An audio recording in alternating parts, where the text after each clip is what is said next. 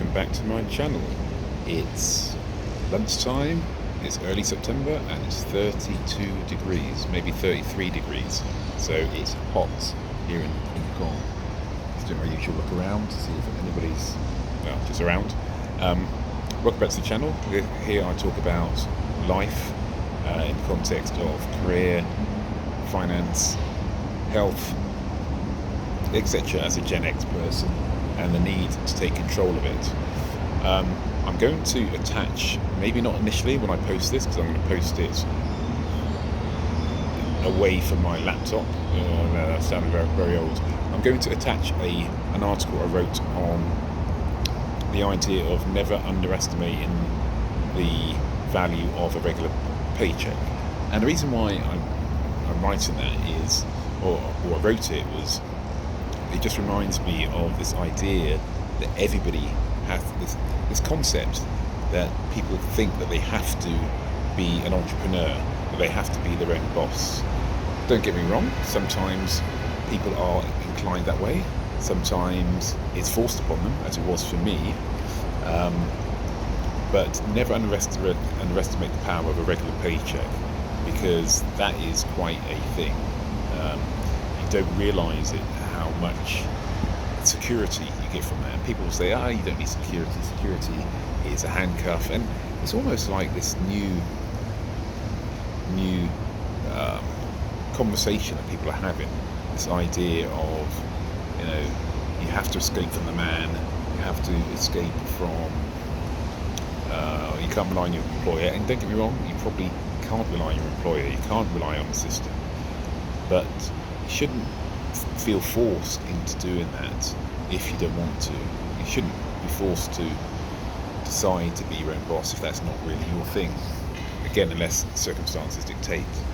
And the reason why I think about this again now is because I was watching this podcast, watching a YouTube yesterday, and it's your standard personal finance. I thought, let's see what tip I get from this, because I watch lots of these things, listen to a lot. I'm in the space generally in terms of profession to some degree, and so I thought, there might be some tidbits here. And after about 5-10 minutes, I was going to switch over to something else, until she started talking about her journey from career to self-employment back to career. And she basically reinforced this same viewpoint, that entrepreneurship, while it's great, isn't for everybody. It might just be something that happens in a season of your life or circumstance. You've got to go into it with your eyes wide open. But you cannot, or you shouldn't, chastise those in the workforce who you see as, corporate slaves, or just too rigid in their ways, etc., etc. Again, at the end of the day, whether you're working for yourself or working in an organisation, it comes down to what you get out of it.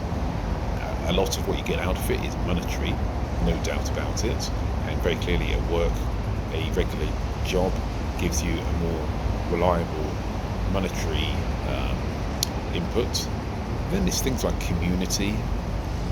I don't get me wrong, I don't hang out socially with the people I work with, but I do get daily conversations that are different and can be challenging. I do put myself in situations where I'm forced to challenge myself, and that's not always the case with working for yourself. You can find yourself fooling yourself.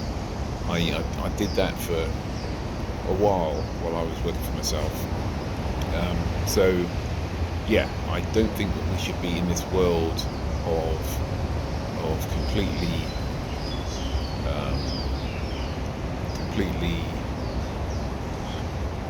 ignoring the value of a job, when actually there is value in the job.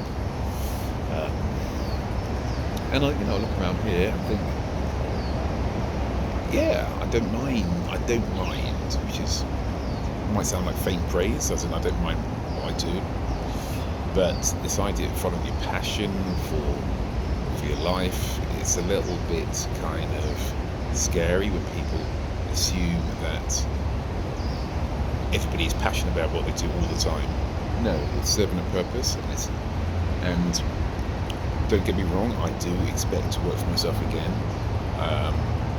That's going to be partly circumstance, but partly, yes, I feel I need to try a portfolio career of doing different things at the same time. But yeah, we shouldn't be chastising those who do a hard day's work, do a 9 to 5, 9 to 6, 8 to 7, call it whatever you like. And it does give you some form of identity. Don't get me wrong, you should not be anchored to what you do for a profession as your identity. And a lot of people, when they retire, they realise they lose a part of them because they are no longer a doctor, teacher, call it what you will, banker, accountant. They are an ex all of those careers. So yes, so keep in mind that never underestimate the power of a regular paycheck. I will attach my article sometime soon, hopefully, to this YouTube.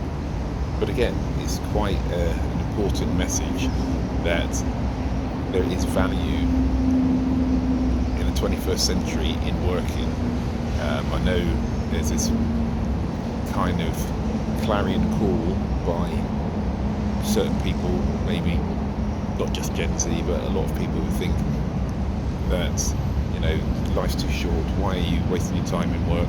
And I get that, but then we have to think practically, and unless you've been on both sides of the fence and have struggled on both sides of the fence, I think it's easy for you to say these things without having any context. I've been struggling on both sides of the fence, in the workforce and outside the workforce, and at the end of the day I see the benefits of both and the downsides of both, but they both are there to provide a purpose.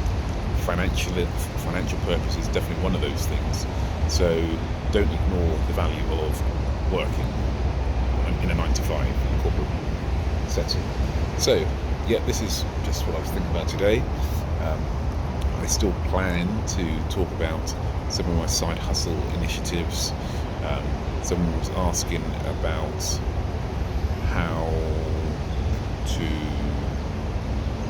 I can't remember actually the query, apologies, I'll look it up and I'll do a later video on it. But for today, that's it. Like and subscribe, follow my journey to financial freedom, and again, it's one step at a time, but we all have to have a framework to work within, and this is just my framework. So that's it for now, and bye for now.